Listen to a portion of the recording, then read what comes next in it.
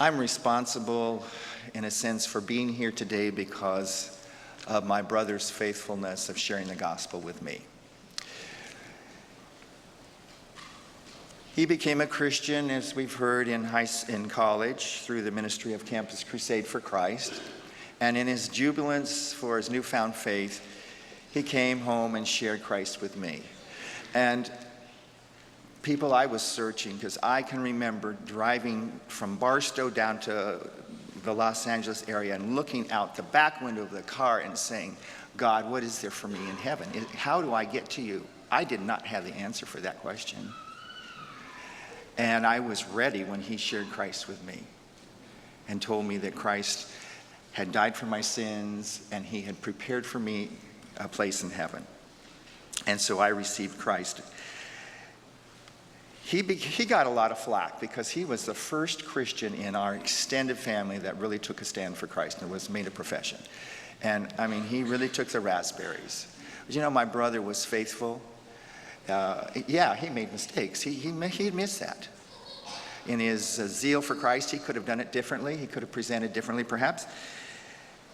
But I believe because of his perseverance in that there came a day when our parents, in a time of great physical need, made professions of faith. And for that, I'm grateful. Finally, I want to speak to the humanity of my brother. It's been said that a person's greatest weakness can become one's greatest strength. My brother was weak. He had remaining sin, just like we do.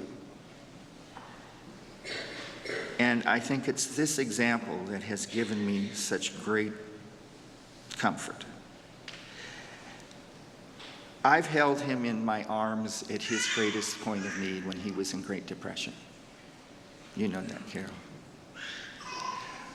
But you know, he turned right around and he diagnosed my depression over the phone some many, many years later and said, Gary, you need to go see the doctor. See, weakness and then strength. And the Apostle Paul says in 2 Corinthians 12, he says, my grace is sufficient for you, for my power is made perfect in weakness. Therefore, I will boast all the more about my weakness, so that Christ's power will rest on me. For when I am weak, then am I strong.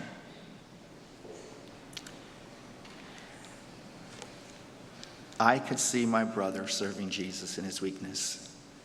Then I knew I could do it as well. So I cherished his humanity, his weakness.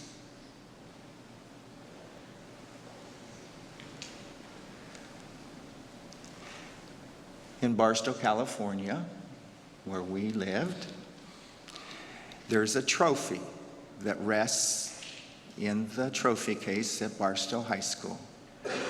It's called the Manners Cup, or Manners Trophy. It's awarded each year to the high school senior who wins the championship tennis match for Barstow High School. And if you're fortunate to win, your name is etched in that trophy. My brother won that prize in about 1953.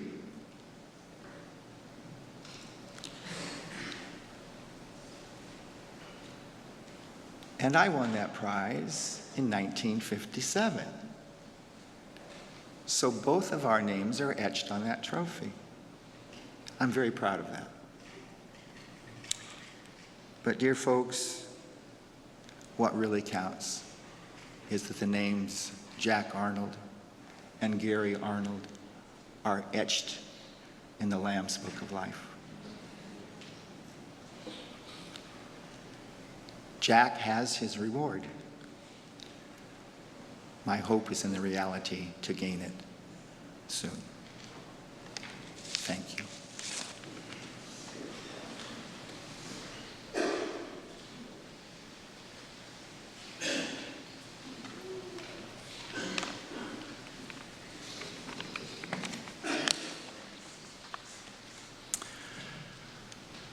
Almost exactly 30 years ago, I was 28 years old, my wife was 26, and we walked into, for the first time, Grace Church in Roanoke, Virginia. We were new to town, didn't know where to go to church, didn't have a clue, shopped around to a few places, and then it was recommended to us that we try Grace Church, and the recommendation said, well, I don't agree with everything that guy teaches over there, and he wears white shoes, but you might want to give him a try.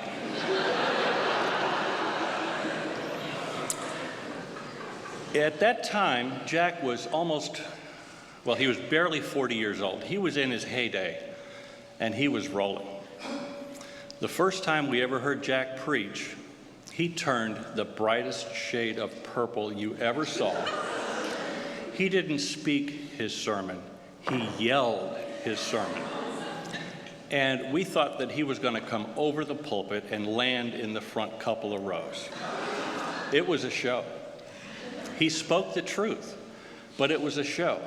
Now, my wife is a very beautiful woman, and she's also very discerning. And after that performance, she said, "We're never coming back to this church."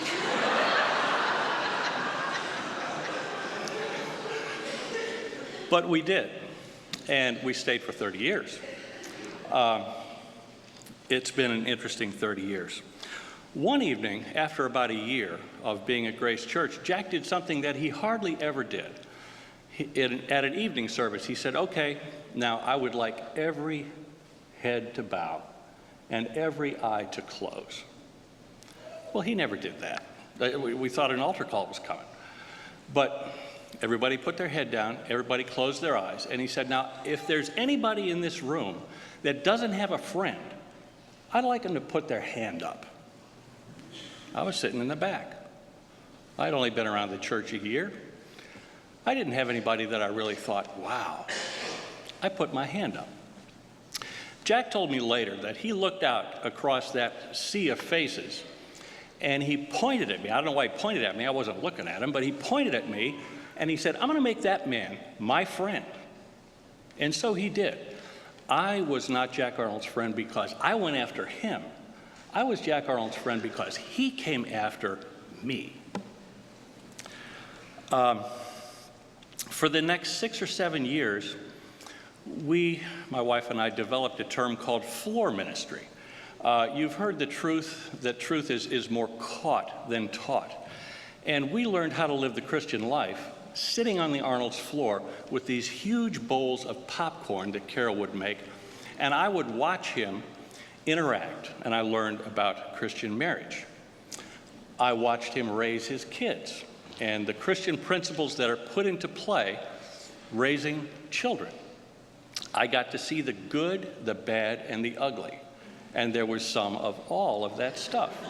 I learned what to do. I learned some stuff that I better never try. But the way you become good friends is to invest a very large amount of time in one another. And Jack and Carol invested a huge amount of time in Sonny and myself. We spent every Friday night, every Saturday night together, watching movies, playing games, playing cards, having a good time, laughing, crying, watching them smack their kids. And we became almost purely products, Arnoldites, of what they were because we watched them. And it was so good. It was such a privilege. We were clean slates. We knew nothing. And so we got the good stuff put in without having to have any bad stuff ripped out or erased. We just started from scratch, and it was wonderful. And after a few years, after 6 or 7 years, I began to grow in this spiritual life. And then instead of just having him mentor me all the time, maybe he looked at me and said, "Well, okay, you can talk back to me now." I may trust you enough, maybe, to begin to listen to some of the things you have to say, and that's where things really got funky. Because, all these other guys got up here, and they left me with Jack. There will never be another Jack. There can't be another Jack. He was a very unique human being. They broke the mold. He was not a normal person. But I was his friend, and he was my friend. Have you ever tried to be friends with a porcupine? It doesn't work well. You get lots of things you don't expect, and things hardly ever turn out the way you anticipate. But Jack was a porcupine. He really was. Let me show you what I mean. There's a nursery rhyme that goes, there was a little girl who had a little curl right in the middle of her forehead. Now, let me pause and say every analogy breaks down, and it's easy to see where this one breaks down. Jack didn't have a little curl of hair anywhere I knew about, and his forehead went all the way back, with little exception, all the way to the nape of his neck. But back to the little girl, it finishes, and when she was good, she was very, very good. And when she was bad, she was horrid. And that was Jack. And you've heard all this good stuff, and people have alluded to the bad stuff, and now I'm going to fill in a couple of the blanks and be more specific. He was one of the most gifted men I have ever seen, and he had some of the most monstrous flaws known to humanity. Here are a couple of examples, and I'll start with the bad stuff first. That's always more fun. Jack was a choleric wild man. If Jack had an agenda, everybody knew who it was, and they were told about it repeatedly. You've heard allusions to that already. I had the great, tremendous privilege of going to Kenya with Jack last year. And as much as that meant to me then, it means more to me now. But I was due to leave for Kenya in mid-March. Well, 6 weeks before that, on the first day of February, I got a phone call from Jack. Jack says, I got to have your notes that you're going to teach in Kenya right now. I said, Jack, why do you need them right now? He says, I'm going to get them printed in Africa. I said, Jack, I'm not done with them yet. He said, I got to have them right now. Jack, how long does it take to print the notes? About 3 days. Jack, how are you going to send them over to Africa to get printed? Are you going to go send them over by rowboat? What are you going to do? He said, I'm going to email them.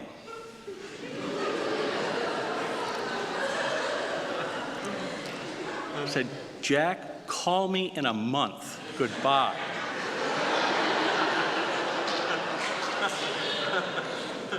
And see, I think that was my ministry to Jack.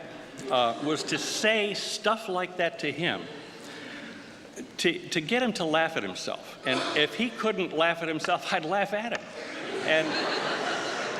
And it sort of worked, because after a while, he would just kind of give up, and he would laugh with you. You heard a little bit about, somebody said something about a sense of humor. It was fair to partly cloudy, expecting rain any minute. And when he got really intense, I would just ridicule him until he laughed. My pet name for Jack was Grumpy. Jack's pet name for me was Bob.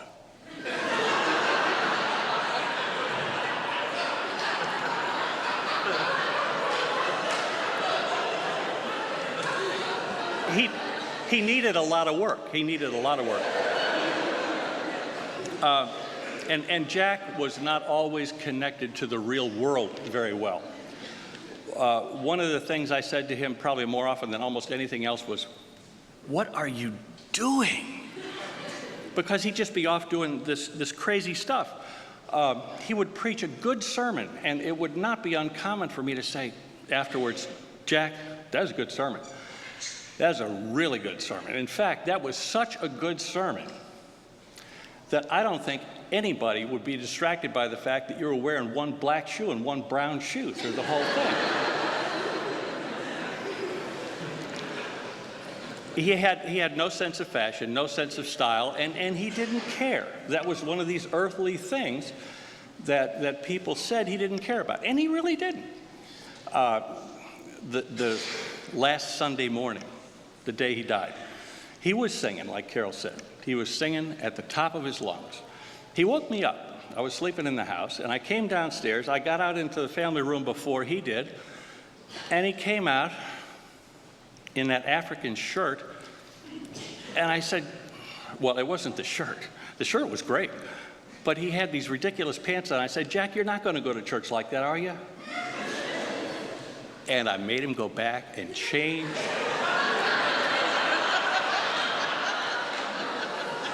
Made him change his pants. He looked good in his last moments here because of me.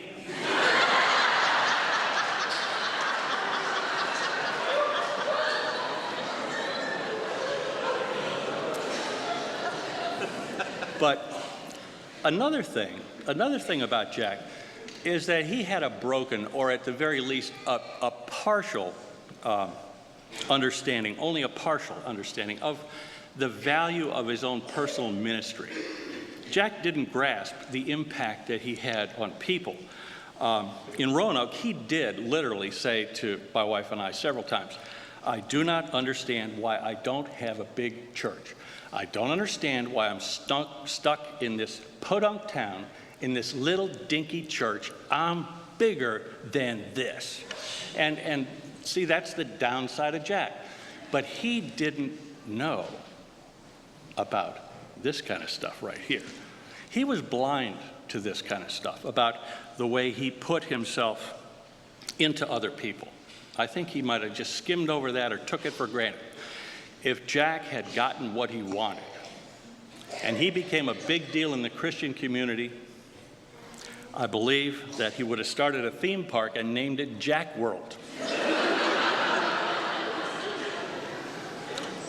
But I think God providentially hindered him from seeing the tremendous impact he had on people, just so that that other part of his personality wouldn't get involved, okay? So we could enjoy it and we could see it, and he couldn't. I was manning the phones on Sunday afternoon. How do you measure the impact of a guy? I mean, we're talking Fox News, we're talking CNN, we're talking the 700 Club, and no disrespect to all these national media organizations. They're important, but the impact of Jack and his ministry is not reflected in the fact that all those folks are now coming around after the fact to check him out. The impact of his ministry is sitting right here in this room. How many of you sat in his family room? How many of you have experienced the hospitality that was mentioned a little while ago? I ate a lot of popcorn in the Arnold's house, and I think most of you probably did too. There's no explanation for the great deal of things that Jack has done in so many lives. It has to be a God thing, okay? It's not about Jack and about Jack's gifts. It's about the fact that God used Jack in his own special way, as his own special instrument to accomplish his own special purposes. And as has already been said, in my notes, I'm going to say it, but I think two testimonies that prove that's true is the way God took Jack home last Sunday morning. That is a stamp of approval, if I ever saw one, and anybody who was in this room 5 days ago has an indelible imprint that will be there until you go say hi to Jack the next time. And the other thing is, his impact is proven not just by the way God took him home, but by virtue of the fact, look at us all. Here we are, paying tribute to a man that we all said, and the phone calls corroborated it on Sunday afternoon, he was my mentor, he was my spiritual father. And that's the way we felt, all of us. Every one of us. Now, that's the bad stuff, okay? That's the humorous stuff. How about the good stuff about Jack? We're here for two things, I think.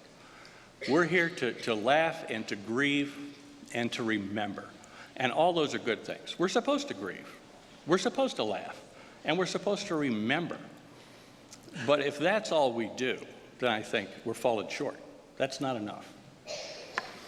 I think we should be thinking about emulating Jack and some of the good things about Jack.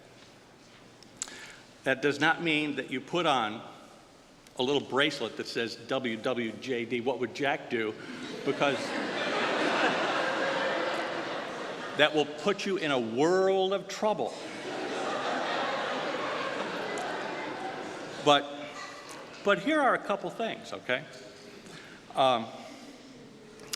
Jack was willing to leave his comfort zone, and so should you be.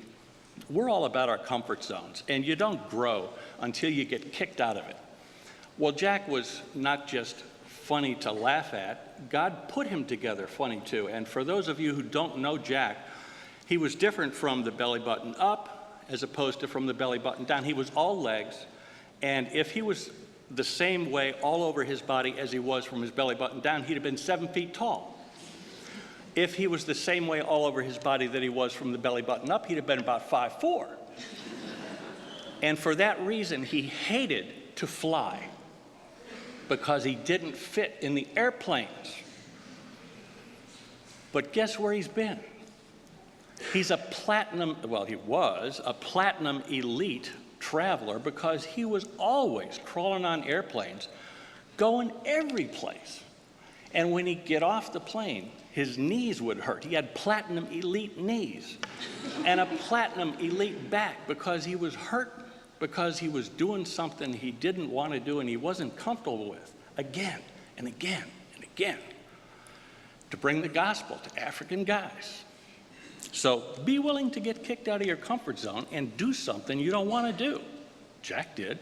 That's worth emulation. Don't be stagnant. Okay? The status quo is really not a very acceptable way to live the Christian life, and we all kind of get comfortable with the way things are, don't we? Arnie was talking about the music and this style versus that style. Jack changed. You know, if you had raised hands in Grace Church in Roanoke, Virginia 30 years ago, he'd have stopped the service.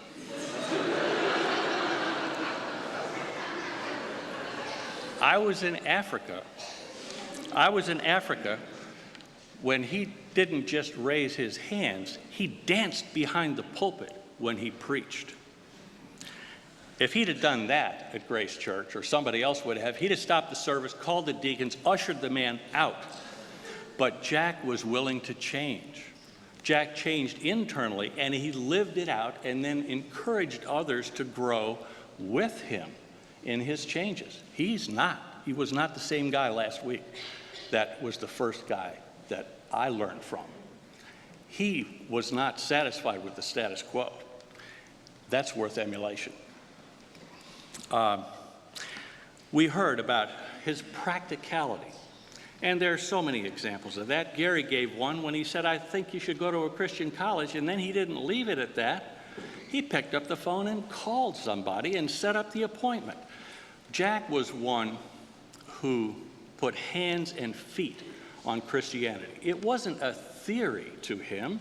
It was something to be put into practice. That's the beauty of Jack. Jack preached Christ to other people. The thing I liked about Jack is that his passion was not to just do it himself, but to get you to do it too. He preached, and I think correctly, that you don't keep the knowledge in your head, in your hands, you go do it. And by the way, the work is not just for the person in the pulpit, it's for everybody in the pews to go do. He taught it, and then he taught how to live in a ministry of multiplicity. Come, do as I do, copy me. And I think most of you are here today because he lived that out in front of you. You're not here because of the way he preached to you from the pulpit.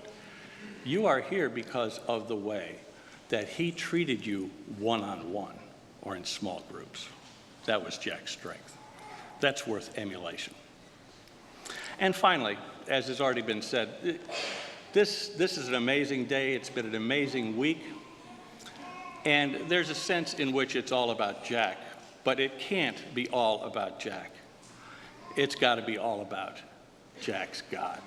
And if Jack knows that we're doing that, we can laugh at Jack, we can cry at Jack, we can give Jack some praise, but whatever Jack was, God made him that way. So the real praise and honor, glory, thanksgiving goes to God.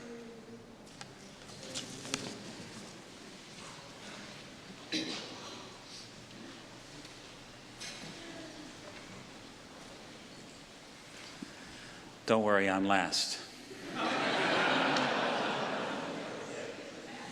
It's a great privilege to be asked to speak at this memorial service for Jack Arnold. And Carol and guys, I thank you very much for that. It's a great privilege. I am supposed to speak on the behalf of those of you who have been taught by him, not just those of you who are in congregations that have been a part of his ministry, but those of you who have actually gone into some kind of full-time ministry and consider Jack to be one of your major teachers. And so I'm going to ask those of you who have that as true in your life, that you see Jack Arnold as one of your major teachers of your life, and you've gone into some kind of full-time Christian service, if you would stand up, just let this family see you and let them know that you know that about yourself and about Jack.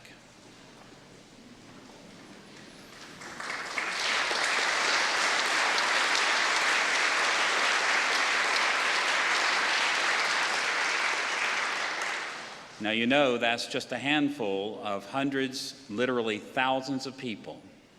This is the most unusual memorial service that I've ever been to, and I've been to a lot. I've done lots of funerals in my day, and I've done lots of memorial services in my day, and I've never been to one where people are not just weeping, where people are roasting the person that's gone on before.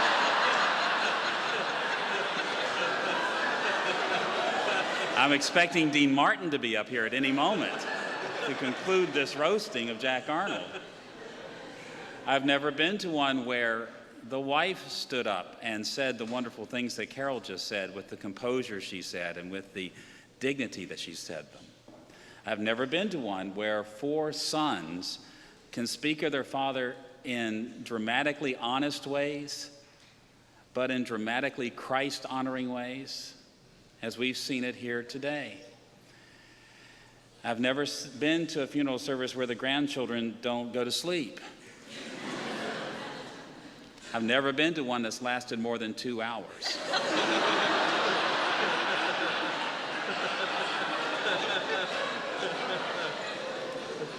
Why is that the case? What is it about this man that is reflected in the way that this service is conducted? Well, I guess when you think of most funerals, when people weep, they weep about several things. I have to say that I think this is true in my experience anyway. They weep a lot because they have regrets, pain in their hearts for things that they did not do, things that they did not say, things that were not felt, bad things that were done, regrets that this person has gone from them now, and those unfinished things left unfinished.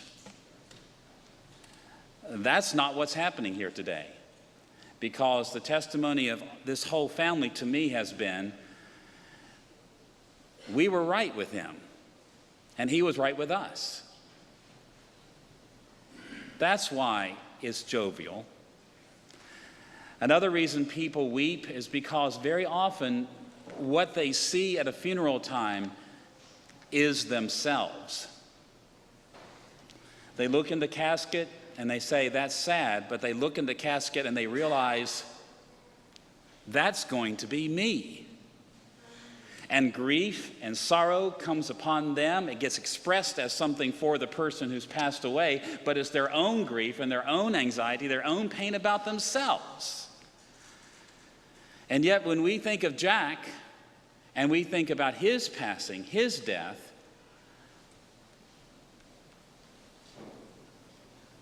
if ever there were a joyous death, this is it.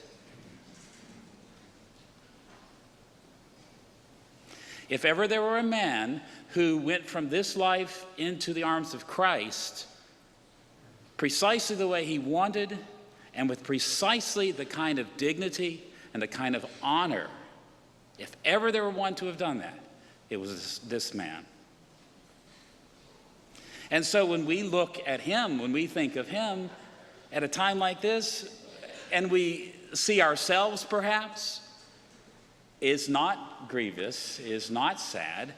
It is, for one of the first times perhaps in your life, actually a portrait of the joy that you will feel when you do go to Christ, when you do see him.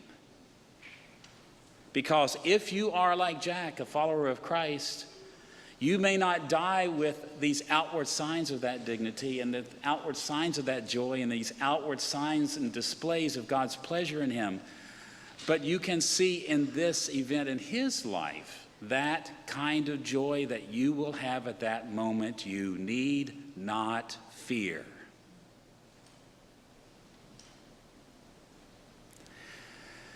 I have to tell you the story that Jack always loved to tell about me. I loved teaching at this seminary with Jack, but I hated every year when students would come and tell me what he had told them about me one more time. It was back in 1969 when I first went to Jack's church, and it was in Roanoke, Virginia, and I had hair down past my shoulders, as he tells the story, in a t-shirt with 30 other young people in t-shirts with no shoes, walking into this very conservative little Bible church in Roanoke, Virginia, and all 30 of us sitting on the front 2 rows of his church. Well, they tolerated us for a week or two, but soon they became convinced, that is, the leaders of the church, that we were going to corrupt their young people. Their young people were the corrupt ones, by the way. But they were convinced we were going to corrupt their young people, and so they wanted Jack to take a stand against us and to have us either dress right and fly right or leave. And I remember Jack Arnold literally risking his ministry there in that church to stand up for us, who had no money to give his church, who would soon leave his church, but standing up for us. And as a result of that, and him pouring his soul into me personally for many years, marrying my wife and me, and then many years later assisting me in my daughter's wedding, for fear that I would collapse in the middle of it. He was my backup, pouring his life into me. And as a result, I now wear shoes.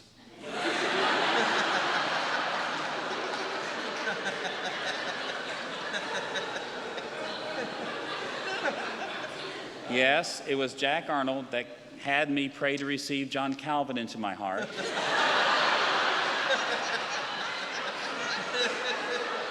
Well, I already had Jesus, and I needed him too, okay? And yes, it was Jack Arnold that set me on the path that has led me to where I am today, and many in this room can say that as well.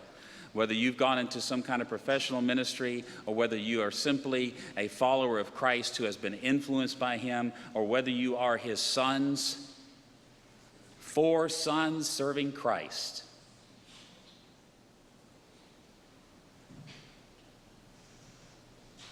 Or whether you are his daughters-in-law who have these wonderful husbands largely because of this man. Or whether you're his grandchildren who have memories of that big old guy that would scream and yell at you and things like that, but wonderful, cherishable memories that many people long to have of a grandfather. Or whether you are his wife who went through all kinds of things over these years with him, and yet knew that he stood by her and she was able to stand by him. That is a wonderful thing to be said of a man. And it's something that every man and every woman and child in here ought to be able to long for themselves. There is no sermon today, but I'm going to close reading a passage of the Bible, where the Apostle Paul, in his last years, was writing to one of his students. And as he wrote to his students and gave exhortation to this student, Timothy, a pastor, a leader, he also reflected on his own life and on how he had spent his life in service to the church, in service to the kingdom of God, in service to this young man, Timothy.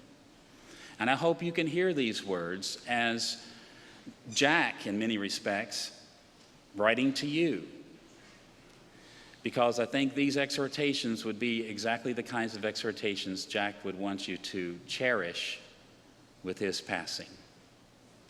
So let me read to you now from 2 Timothy.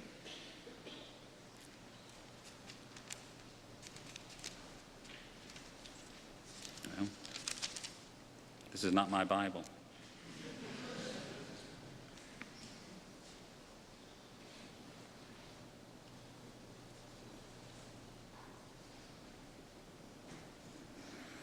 In the presence of God and of Christ Jesus, who will judge the living and the dead, and in view of his appearing and his kingdom, I give you this charge: preach the word, be prepared in season and out of season, correct, rebuke, and encourage with great patience and careful instruction. For the time will come when men will not put up with sound doctrine. Instead, to suit their own desires, they will gather around them a great number of teachers to say what their itching ears want to hear. They will turn their ears away from the truth and turn aside to myths. But you, keep your head in all situations. Endure hardship. Do the work of an evangelist. Discharge all the duties of your ministry.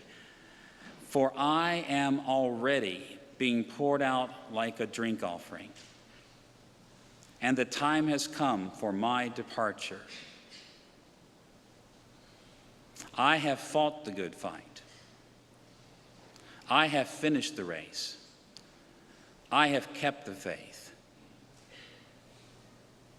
Now there is in store for me the crown of righteousness, which the Lord, the righteous judge, will award me on that day. But not only to me, but also to all who have longed for his appearing. Aren't those words that Jack would want us to hear today?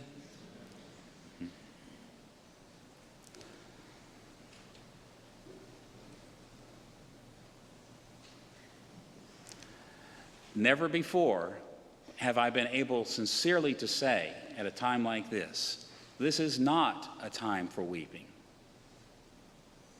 This is a time to be joyous in the fact that this man kept the faith, and that his life, even to the last moment, was a call for you and me to do the same. Amen.